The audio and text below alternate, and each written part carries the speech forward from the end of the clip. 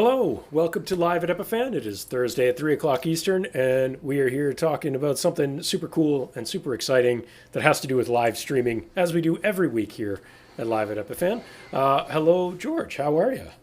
I'm great, George. I'm happy to be here to help you because I know this is a topic that you're a little rusty on. And if I can help you explain to these people what a Pearl system is and how to choose one, you can lean on me in this case, For sure. right? Definitely rusty. I've only been doing it literally every minute of this day so far. For how many days in a row? This is like Groundhog Day. This is your world. Basically, explaining yes. Pearl systems to people who don't know what they are. Exactly. That is my life. Sad but true. No, it's actually really exciting because the fact that we do have to explain this all the time means that people are really excited about the products we have to offer.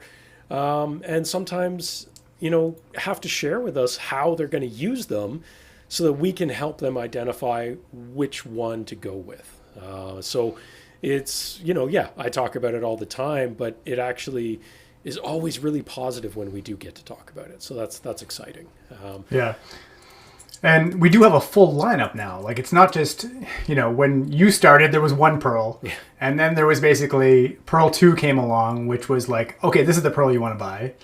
Because we deprecated Pearl 1. But now that we have a whole family of them, there's quite a bit of difference between them. And I have our newest Pearl here with us, Pearl Nano. This is a prototype, but it's pretty much what it's going to look like. And we have a lot of people, George, I'm guessing, asking us what they can do with this thing. Is that right?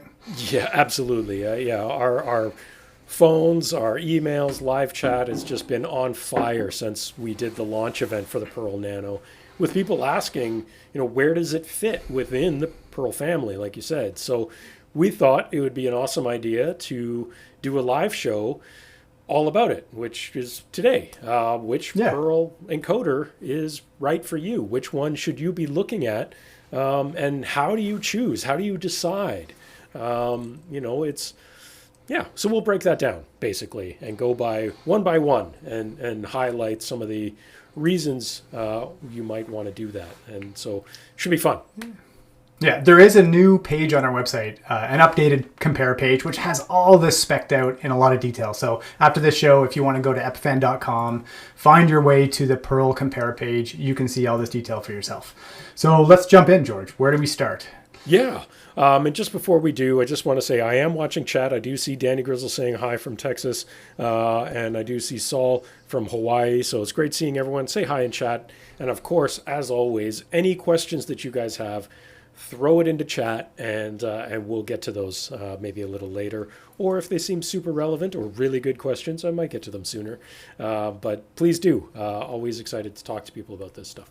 Mm-hmm. So the family. The small, family. Medium, and large. There you go. Thanks for watching, everybody. Done. That's a show. That's a wrap. It's kind of like the different sizes of porridge in the Three Little Bears kind of. Exactly. That's all it is. So the family as it stands today, and you mentioned earlier, we started the Pearls with the original Pearl 1, the Pearl EV. Those were discontinued. The Pearl 2 came along, and it kind of was by itself for a while, and then its little brother Mini came along, and now we're introducing the Nano. So this is as it looks today, and for the foreseeable future is this, the Pearl Nano, which is sort of that perfect fit streaming recording, the Pearl Mini, simplified video production, and then Pearl 2, kind of your ultimate all-in-one video production system. That's sort of the high-level marketing taglines. The most important thing to look at, though, is that everything in the Pearl family is based on the same philosophy. And this is really the philosophy we have as a company, which is make sure that all models of Pearl are versatile, reliable, easy to use, and offer professional quality. And that professional quality is probably a big term because we mean that physically as well as what they do from inputs, outputs, everything, all encompassing professional quality. So that's whether it's the Nano or the Pearl 2, they all come from this design philosophy and intent. Let's kick things off with our newest Pearl. This is the smallest in the lineup. It's the most affordable. They kind of go up in price, a couple of grand or so between each one. Small, medium, and large. It's small, medium, and large. And this is the newest one because a lot of people were telling us with Pearl Mini and Pearl 2, they were using these really complex systems that do multi-camera productions just as a basic streamer and a recorder. Right. So we kind of learned by watching these people going, maybe they don't need switching in this case. I think that would be the biggest difference between describing what a Pearl Nano is and what everything else is, George. What are you hearing from customers? Yeah, so Nano is definitely going to be much less of a production system, kind of like those taglines say, and more of focused on the streaming recording element of things. And for those who have known Epiphan for a long time, they may know that we've had some older legacy hardware encoders dating back long before the Pearls, like the VGA DVI broadcaster, for example. And the Nano is kind of the perfect fit to replace that kind of product, although far more advanced than that old model is. And really that comes from the fact that sometimes we don't need switching, like you mentioned. We just need some basic inputs, one, maybe up to two inputs. We need to be able to stream and record at the same time, but they don't have to necessarily be multi-encoding. But we still want all the professional inputs of things like SDI and XLR audio, that kind of thing. But because it's not necessarily a production system the way its bigger brothers might be, it needs to be easier to integrate into weird situations. And that's one of the reasons we wanted to make sure that it has the option for being powered over PoE+. Because, some people find that a bit weird, but a small, and you saw when George pulled that prototype one, it's small. It's not a big box. Something that small could be tucked inside of a podium, in a ceiling tile somewhere overhead, hidden in a closet, any of those things. And being able to power it by just running the same Ethernet cable you're using for networking is a huge advantage for flexibility with a small device like this. So we wanted to put that in there as well. But we also wanted to make sure it was a Pearl. So we put that front screen on there with some control elements on the front so that even if you're not tucking it in a ceiling and you wanted to have some control elements on the front of it like its bigger brothers do, it has that. It's not a touch screen, but it has the button array to give you a ton of options straight on the front of the device, which is, I think, going to be really amazing for a lot of our customers. And streaming and recording buttons right there, so you can just push and go kind of thing. Mm-hmm. Like every Pearl, every time we do a new version of a Pearl, we learn things, and so we add new great things. And in this case, some of the things that people asked us about for our other product line were things like PoE+. Yeah. So we added that, and then having dedicated streaming and recording buttons. People have asked us that they like that physical kind of mechanical button that they can push and they can see it from across the room that it's lit up. So there's a few little enhancements for this, and there's some other things coming in the new year that we haven't really talked about. We'll save that for down the road. So stay tuned, because the development of this product line is a little bit more. We're going to have some bigger releases on this product line than we might have had on our other Pearl systems. So stay tuned. Yeah. This is one of the things you mentioned there in terms of the physical buttons on the front actually play into and give us a good segue into some of the ways that Pearl Nano really fits as that perfect fit encoder for people. One of the ways is, obviously the smaller scale live events, where we might only have one camera or maybe just a camera and a presentation and we don't need to do a whole lot more. We could have things pre-configured, just plug a couple things in and push that one button and go. It also lends itself well as the usage for an SRT contribution encoder. I'm sure a ton of people watching already have known for months now that we've been doing all of this remote production, leveraging Pearls and SRT streaming between our home units and our studio. Realistically, although I'm using a Pearl Mini right now, I don't need a Mini. I could be using a Nano for what I'm doing for this SRT contribution. It would be you could send this out. Send out a kit to somebody with a camera, basically a camera, an audio source, and a Pearl Nano, and there's your production system that you could send to across the way around the world, and it would be in a box the size of, a couple of shoe boxes. Exactly. And it could be pre-configured or tied to Epiphan Cloud for remote connections. And all the person on site has to do is plug in a couple of wires and they're done. And then they push start on the front and their SRT's running if it's been pre-configured. Well, you could in fact push start for them. Exactly. You could log into their system so they don't have to engage with it whatsoever. Yeah. So there's some great pieces there. But as you mentioned near the beginning, George, the other thing is that a lot of people already have some infrastructure. I've encountered this a lot with government entities like town councils and stuff like that. They have pre-existing video and audio infrastructure, sometimes full broadcast switchers, but they weren't really doing live streaming previous to COVID. But now everyone is doing it. And all they really need is a really high quality, professional, simplified encoding box. And that's or they might just want to send it, not even for live streaming too, George. They might just want to send that video feed around their facility as well, right? I've talked to a lot of people who do local streaming. They're sending video out to the lobby of their place or out to some other leg of their production. So having a little device like this that you can just use as a quick encoder to send your video to other parts in your facility, very efficient. You just put it on the end of the tail of your other production system, let it do all the heavy work of encoding. I mean, we've seen everyone trying to do that same concept, but with capture cards and computers and software. This is a much better fit for a professional environment to replace that computer and software environment and just, again, get it going. So we're really excited to see how that gets leveraged. So we do have a couple questions in chat that I did want to address because they are about Nano. First one, Saul was asking, does Nano push out NDI? Definitely not at launch. We'd have to see what the future holds. There's a number of potential limiting factors to that.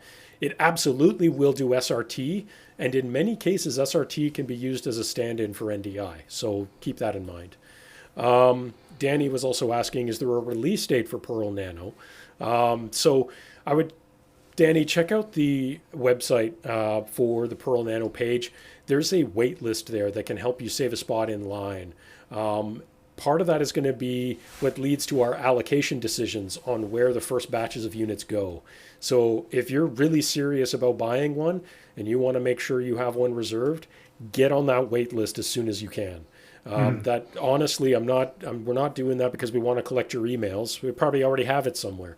We're literally doing this to help us make allocation decisions as a reservation list. So get on that list if you're serious about buying one, and it will make a difference. In terms of dates, it's a little bit variable right now because things are still very challenging in manufacturing due to COVID. So it's kind of, one day I hear one thing, the next day it changes, then it goes. So I can't give you a precise one, but I've heard this year. I've heard late this year exactly. is what we're all hoping for, and if everything goes well, that's where we'll be at. But then we still have to get them from here to our distributors and stuff like that. So soon, very soon. Yeah. So next up would be Pearl Mini. And this is actually one, you worked a lot on Pearl Mini early on. Yeah, this one might be the one closest to my heart. And maybe it's because this one is really built around usability. And that, sure, it's smaller than a Pearl 2. It only takes, up to 3 inputs as opposed to Pearl 2 having 6+ inputs.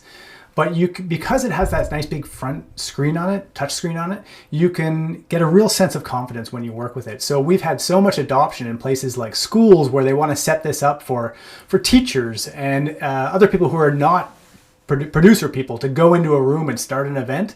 This is the device you want for that. So if usability is your key concern, Pearl Mini is the way to go. But it's also more capable than a Pearl Nano. In that you have 3 inputs, you do get some switching, you still get all of the composited layouts, so you can build these beautiful layouts like you're seeing here, right here, like this kind of picture-in-picture layout. You can do all of this on a Pearl Mini, and you can do the switching. You get the mic level inputs. George, remember when we had Pearl EV, we didn't have any kind of XLR inputs, and in this case, we also added the phantom power, right? You must hear from customers who appreciate that. No, absolutely. I mean, you nailed it off the top that like Pearl Mini really occupies that sweet spot of ultimate flexibility, right? You're right. It's not as big as Pearl 2, but it's big enough for the vast majority of people's use cases with up to 3 inputs there.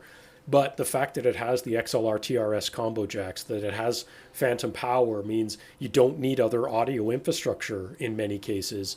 It has enough variety there at a low enough price point and physically small enough that for a huge number of use cases, this is all you really need. And so for me, I agree. Mini is like that's the real flexible one. Like that's going to cover so many different bases compared to its littler and bigger brother. Yeah. But we know that like our list here, we're talking about this is good for complex productions.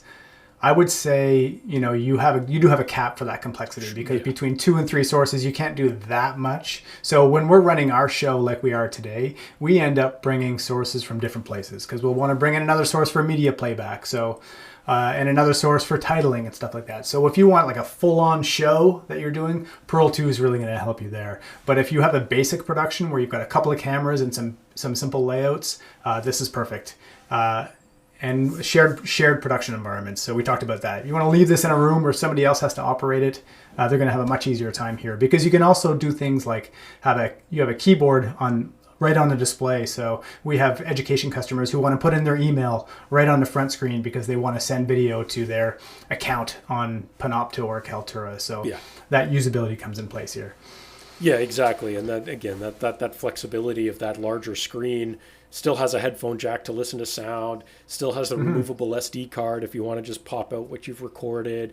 So there's definitely a lot more of that flexibility packed in. And like I say, it's the small size that has all of this packed in is still super impressive about Mini. Even 2.5 years later after we launched it, it still impresses me every day. And it looks cool. It's the coolest looking one, don't you think? We'll see. The biggest debate. I'm sure that's a huge buying decision for all these people. They just want the coolest looks. looking thing that sits on their desk. Yeah, exactly. Yeah, but Pearl 2 looks pretty cool too. I mean, if you're going for the more industrial look, then Pearl 2 is the one. And Pearl 2 looks like it could hurt somebody. Like, and that's it the one can. I go like, hey. It's got some weight. It's got some heft to it. Like I'm pretty sure you could kill someone with a Pearl 2 if you needed to. We haven't done that live show yet. No. What can you kill with a Pearl 2? It's like dropping, that's coming up. It's like dropping an anvil, on the Coyote. Like it's a pretty serious piece of kit. But you can slice people with a Mini though. That's got that true. nice That's thin true. knife edge. But as the saying often goes when it comes to electronics, weight means something. Like if it's heavy, it's because it's got something in it, right? Like it means something. It does mean something. And in the case of Pearl 2, it's a block of lead we put in the bottom. Yeah, there's no mostly it's that there's no plastics, right? There's so many devices in a similar category that are plastic casings, and there's none of that on Pearl 2. I mean, even the power button is metal. Like this is serious piece of kit, and it's extremely well built. It's meant to be bulletproof in a way. And of course, it's also at the top end of the family, the biggest one, designed to just really do everything you can on one device, right? So streaming and recording in up to 4K if you option it that way, or up to 6 inputs on one device, 4 XLR jacks. It still has a touchscreen on it, which has the same functionality as the Pearl Mini. It's just a little smaller. But one thing to note there, that's kind of an intentional choice because we actually make rack mount versions of the Pearl 2 as well. And if you want a rack mount that's going to fit into a 2U rack space, which is about all anybody wants to sacrifice for a piece of video gear, the screen can't be any larger. So it's kind of intentional. But you can still do everything on that screen that you can on the Pearl Mini. It's just real estate's a little smaller. The storage is there, and then it adds a bunch more advanced things like support for NDI, support for chroma keying, and things along those lines. And so the places where Pearl 2 really shines is as the anchor for your studio, right? Like you could put it into your studio space and just run everything off of that, which is it's what we're using right now. Exactly. It's kind of what we always use for this stuff. I hope you can't hear my dog barking in the background. Someone's at the door, and I think my wife and I are both on calls right now. So I can't hear it, so it's good enough. But yeah, I mean, Pearl 2, definitely for the larger scale stuff compared to its littler brothers. Definitely much more of an all-in-one than some of the littler brothers. But it's, can be the production hub if you want to do everything over SRT like we do. That's what we're doing right now. It's what I did with one of our partners on a webinar this morning. It's extremely powerful in that part. We have the rack mount versions if that's part of your requirements. We even have the rack mount twin, which is 2 separate Pearls in one rack chassis, so that if you need a hot standby failover kind of thing, we have an option for that too. So it's just got a lot in there, and there's a very good reason why it's been a go-to choice for some of the bigger live event companies around North America when they need something to put into their portable racks to take and do keynote recording and streaming. Pearl 2 is there for a lot of reasons. So, you can't argue with that. There's our rack mounts here, like you said, big and beautiful. Yeah. You can see all of this in detail on our website. Like I mentioned, look for Compare Pearl Systems and you'll find it.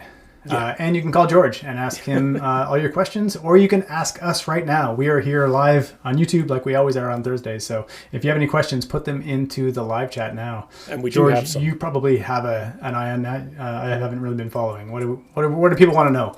Yeah, so there were a couple of questions there. GGTV was asking, how long can Nano go? Can it broadcast, 24/7? Yes, absolutely. All the Pearls are designed and to, basically run all the time. So that's no problem. Yeah, that's kind of their hallmark, is that people put them in places and turn them on and never turn them off. Exactly. We had one. Do you remember that one we had in our Palo Alto studio? It ran for 14 weeks or something like that. I can't remember. It was a long time. 3 years. It was ridiculous. But yeah. Fareed was also saying, is the NDI support for full NDI or NDI HX? It's actually both on the input level. Pearl 2 can take in full NDI and NDI HX as inputs, and it can output full NDI.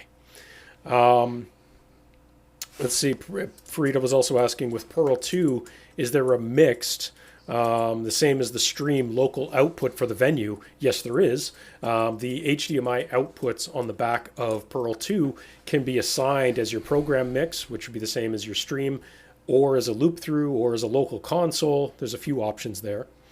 And then he was also asking, where's the Pearl 2 and are you joining over SRT? The Pearl 2 we're using for today's production is sitting in our office, and then both George and I are using Pearl Minis to send SRT streams to that Pearl 2. In the future, we will definitely be swapping out our Minis for Nanos, because why have the bigger box when I don't need it? So no one's even, our Pearl 2 is sitting all alone in a cold, dark room in our auto office while we're all working from home. But because you can remote log into these systems, you can do your production from anywhere. So it doesn't really matter where your Pearl is, except for the ones, you got to have your cameras connected to them. Exactly.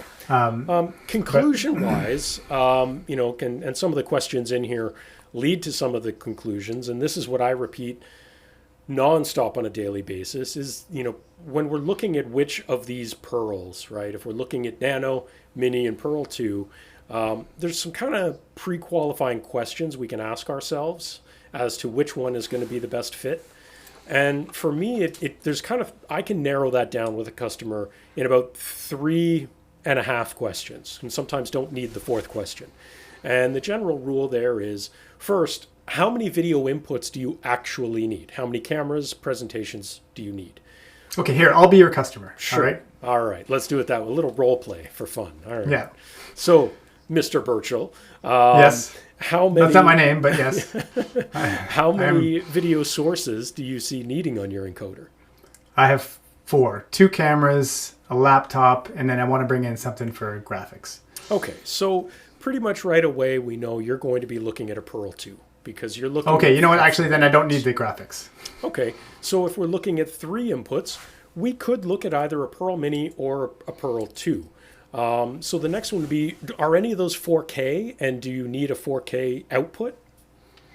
No, just HD. Okay, so we're still either a Mini or a Pearl 2.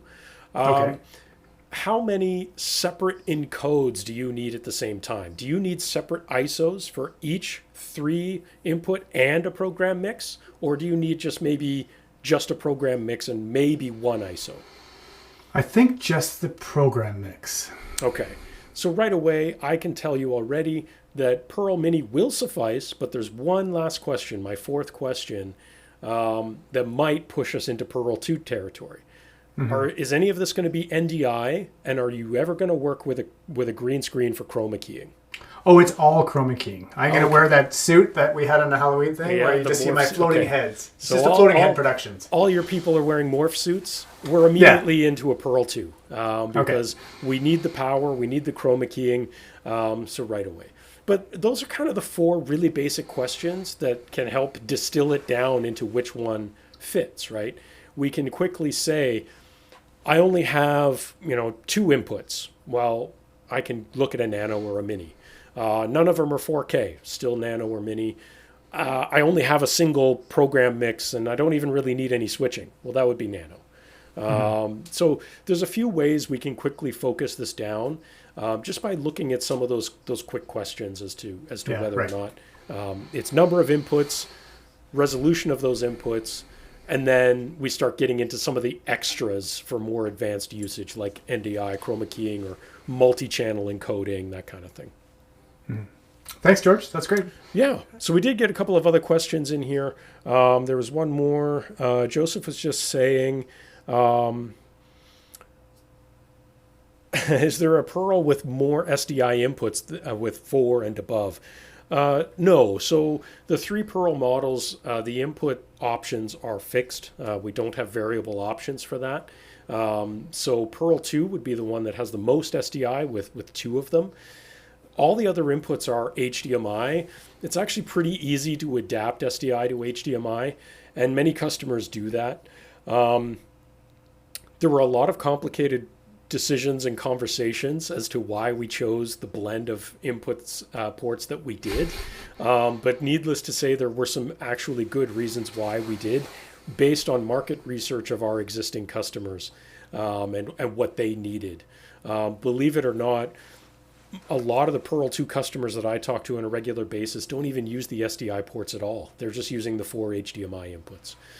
So obviously, no 2 customers are the same. Everyone has their own mix.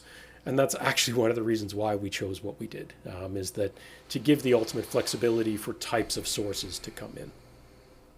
But that's pretty much the last question in there, unless anyone else has any last second questions. I hope this was helpful. I hope this helped give people a better understanding as to which model might suit their use case the best. And as you already mentioned, George, obviously we're available. You can give us a call. You can jump on live chat on our website. You can send us an email. We are happy to discuss Pearl all day because that's what I do. Thanks, everybody. Thanks, George.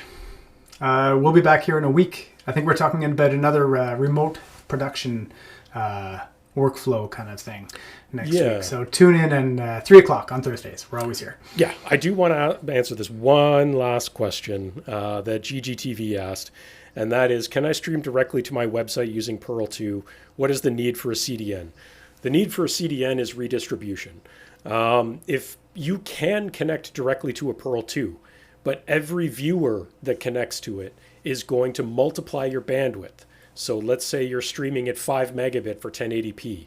If you had 2 people connecting, you're now at 10 meg of bandwidth requirement. A third person, you're at 15, and so on and so on. It's not realistic to self-host live streams, and that's the purpose of a CDN. You send a single stream out to the CDN server, and they redistribute it in the cloud. That's the purpose of it. It's not realistic if you're expecting more than 1 or 2 people to self-host with direct connections. While it is definitely possible with a Pearl, for a large audience, it's just not feasible for most people. Even if you had gigabit internet connections where you're hosting it, you're going to run out of that pretty quick if you're trying to self-host for like 1,000 people. You could build your own streaming server and get deep that way if you have days. But it all comes down to bandwidth, right? Where these streaming services host their servers in the cloud is distributed nodes all over the place that are on the backbone of the internet. They literally have unlimited bandwidth. So I could rebuild YouTube infrastructure in my garage, George. You could, given enough money.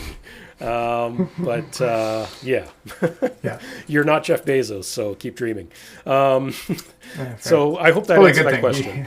I hope the answer to that question. There was another question here from Joseph saying he's in Kenya. Where can they get pearls? Do you ship there? We absolutely can. We do have partners all over the world. Check out our website. We have a where to buy page, and you can find out the closest regional partner. Or you can always send us an email, and our sales team can help you identify the best purchasing channel for a Pearl for you. So that'll wrap it up here. Thanks so much. Thanks, George. This was great. Yep. Thanks. See ya.